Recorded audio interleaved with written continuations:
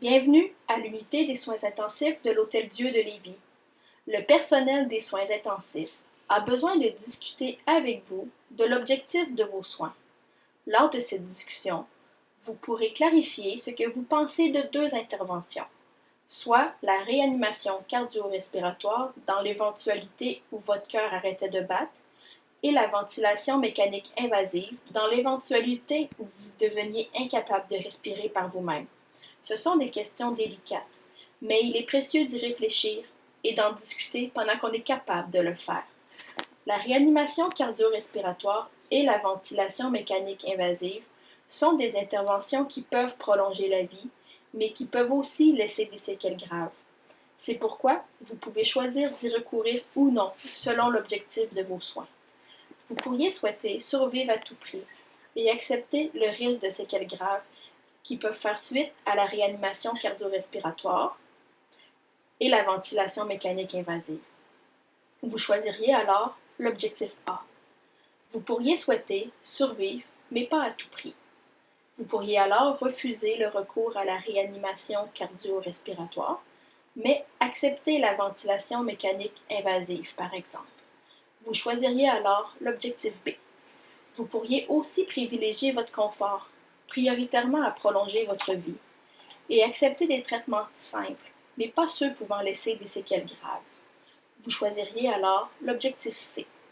Vous pourriez aussi vouloir assurer votre confort uniquement, sans viser à prolonger votre vie. Vous choisiriez alors l'objectif D. Pour vous aider à choisir l'objectif de vos soins, nous allons maintenant présenter plus de détails sur les deux interventions les plus importantes aux soins intensifs. La réanimation cardio-respiratoire ou RCR tente de repartir un cœur qui a cessé de battre. Lors de la RCR, la circulation sanguine est maintenue en exerçant des pressions thoraciques. Un tube est inséré dans la bouche pour faciliter la respiration. Des chocs électriques peuvent être utilisés et des médicaments sont administrés. Si le cœur d'une personne cesse de battre et que rien n'est fait, la personne décède sans douleur. Si la RCR est tentée, la personne a entre 0 et 30% de chances de survivre selon sa condition médicale. Les risques de la RCR sont d'avoir des dommages au cerveau, des fractures de côte, une perforation des poumons. Les bénéfices sont de prévenir une mort immédiate et de peut-être pouvoir quitter l'hôpital. Votre médecin pourra vous expliquer vos chances de survie et votre niveau d'autonomie anticipé suite à la RCR. La ventilation mécanique invasive est réalisée à l'aide d'une machine qui reproduit artificiellement la respiration naturelle. Cette intervention ne guérit pas le problème de santé principal. Elle permet seulement de maintenir le patient en vie pendant que l'on tente de régler ce problème.